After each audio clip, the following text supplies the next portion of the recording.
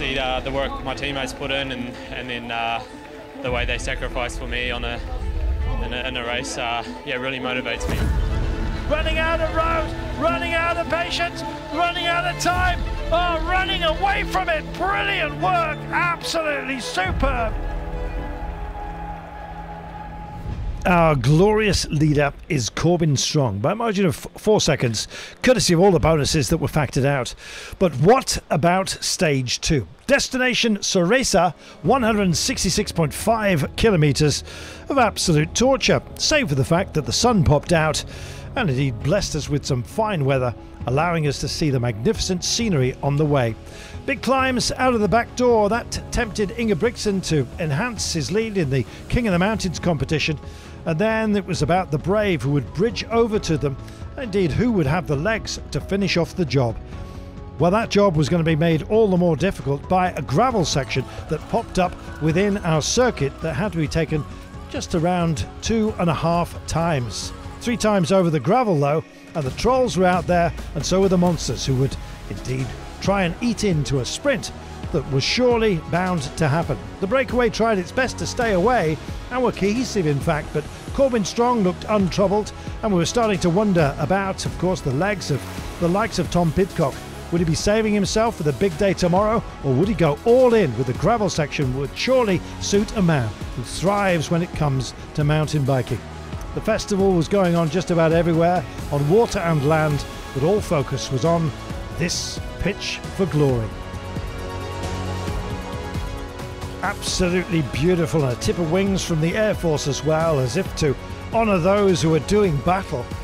Well, Erik van Asch had bridged over and was determined to pick up bonus seconds out there, but to try and stop him, great work by Baksas, the youngster from the Norwegian team. Great credit to him. Would it be a glory day for, indeed, Norway, the host nation, keeping its fingers crossed for the likes of Alexander Kristoff and others who would go large? Going long, well, Team Co-op Repsol had Ingebrigtsen up the road, but Van Asch was going for it solo.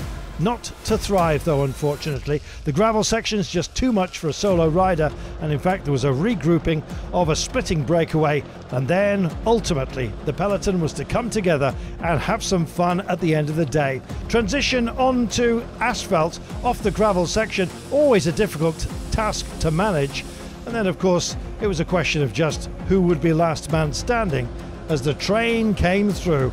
The chase being led by Israel Premier Tech. They had high hopes, of course, for Corbin Strong in the leader's yellow jersey. He safely embedded, but really the breakaway were done and dusted after the final sprint, which was, of course, taken by that man. Van Asch, just second in the first sprint, wanted more bonus seconds and got them. Well, big bonus seconds up for grabs at the last, but the honour of a stage victory was looming large in everyone's mind. It was time to go racing here. Go long, go strong if you possibly can. There was a few that decided to give it a go. The peloton was starting to thin out just a little bit, but teams getting themselves into colour order, and suddenly it was all bunched together, trying to form a blockage to stop anyone going up the road. Still, there was those who were tempted to dig in, and Kevin Van Mark, the American, bridged over and shot off on his own. Could he, would he, trouble the GC? He's got big ambitions for the following day, but he had it right here as well. It was a drive too far for him though. The sprinters wanted to have their party, and they were about to get it. Ballerini's going to lead out Bol, but they've got troubles here, and that's because Alexander Kristoff is on their shoulder, and it's touch. Oh, we've got riders down, crashing. Corbin Strong's been taken out of as well. We'll deal with him in a few moments' time. Until here we come, and is he going to go long? Here's the big turn. Kristoff doesn't like a big turn, but he likes turning the wheels at moments such as this. Big pickup going for it. Feldman wants to get involved for Co-op, but Alexander Kristoff is going to scream this one home. His last race in Norway. Oh, he's done it, and done it brilliantly. Takes the day.